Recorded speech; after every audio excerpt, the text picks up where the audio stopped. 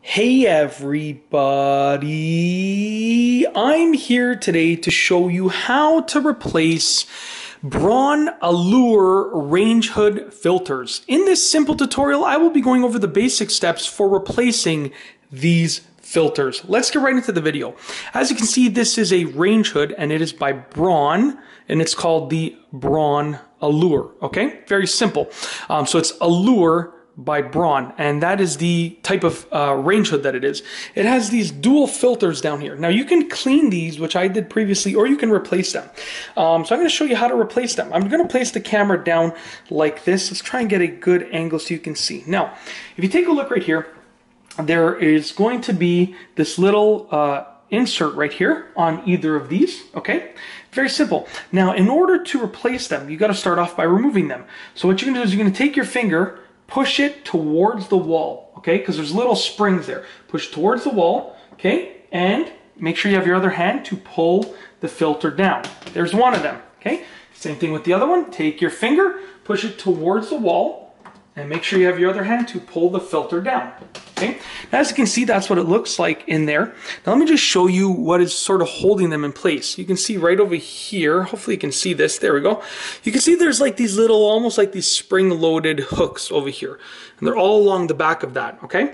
And if you take a look at your actual filters, you can see that on towards the back, there's going to be these little, let's get these in the camera, there's going to be these little sections right here. So, I mean, that's how you can tell the back from the front.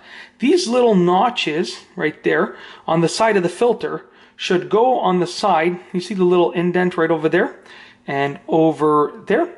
They should go where those are. So to put your new filters in, I'm going to be reinstalling the old ones, but to put your new filters in, you make sure those notches are towards the right direction and you simply push it, like so. Look, check out what I'm doing. I'm going towards the wall, I'm pushing it towards the wall, and then just tucking it in up there, okay?